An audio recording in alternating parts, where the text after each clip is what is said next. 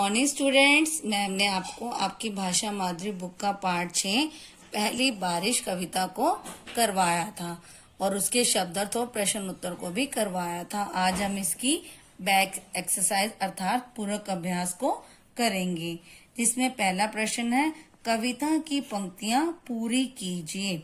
अब आपको इन कविता की पंक्तियों को कविता में दिए गए शब्दों की सहायता से पूरा करना है। जैसे धोबी बाहर लपका, धोबी का नाम क्या था? मंगलू। चाची भागी अंदर, डैश उठकर खड़ी हो गई गायें, झबरू दौड़ा भीतर। तो आपको इन शब्दों की सहायता से इन कविता की पंक्तियों को पूरा करना है। अब अगला प्रश्न है नीचे दी गई चीजों में से बारिश से जुड़ी चीजों पर घेरा लगाइए। आपको कुछ चीजों के नाम दिए गए हैं, लेकिन आपको सिर्फ उन्हीं चीजों पर गोल घेरा लगाना है जो बारिश से जुड़ी हुई हैं। जैसे गर्मा गर्म चाय, छतरी, रेनकोट, बादल, कागज की नाव और पकोड़े। ये सभी चीजें बारिश से जुड़ी हुई हैं, लेकिन आपको पंखा और मफलर इन दोनों को गोल घेरा नहीं लगाना। अगला प्रश्न क्या है?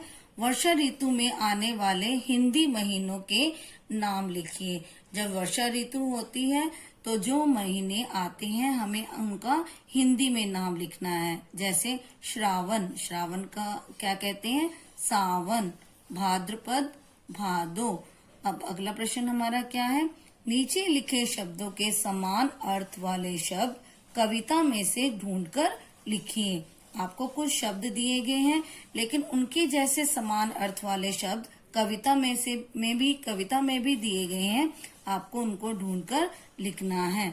जैसे आकाश, आकाश का समान अर्थ क्या दिया हुआ है कविता में? आसमान। पवन, हवा। मेघ, बादल। गृह, घर। अगला प्रश्न है कविता के आधार पर इनकी क्या विशेषताएं हैं वो हमें लिखनी है। जैसे बारिश, बारिश कैसी थी?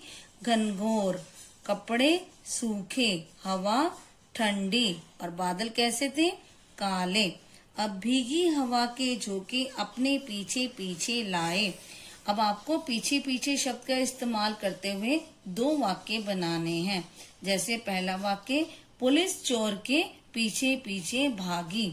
अगला वाक्य मेरी बहन मेरे पीछे पीछे दौड़ने लगी। आप ये वाक्य भी लिख सकते हैं और अपनी तरह से भी पीछे पीछे शब्द पर वाक्य बनाकर लिख सकते हैं। अब अगला प्रश्न हमारा क्या है? अगला प्रश्न है बारिश के पानी का प्रयोग हम किस किस तरह से कर सकते हैं, उसकी हमें एक सूची बनानी है।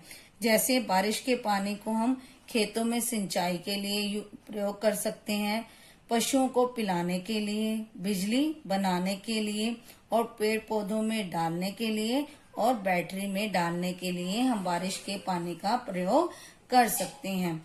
अब अगला प्रश्न है पानी बचाओ पर स्लोगन लिखिए। आपको पानी क्यों बचाना चाहिए उसके ऊपर एक स्लोगन लिखना है और उसके अंदर रंग भी भरने हैं। आपको इस प्रश्न के नीचे दिए गए स्थान पर लिखना है। अब आप सब इस पूरक अभ्यास को अपनी अपनी पुस्तक में करेंगे और उसे याद भी करेंगे। धन्यवाद।